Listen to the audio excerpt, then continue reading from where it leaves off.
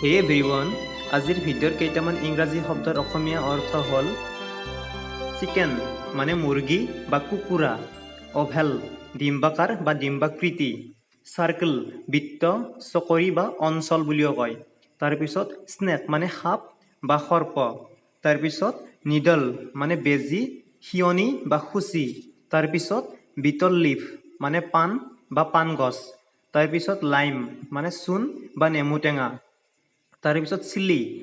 chilli মানে হ'ল জলকীয়া বা ভজলুক, তাৰপিছত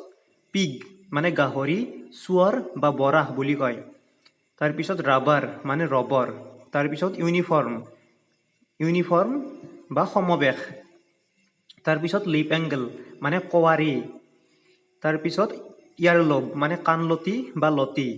তাৰপিছত স্পিনাক মানে পালেং শাক, তাৰপিছত এনিমেল জন্তু বা পশু, তাৰপিছত আছে কেবেজ মানে বন্ধাকবি, তাৰপিছত অৰেঞ্জ কমলা বা সুমথিৰা,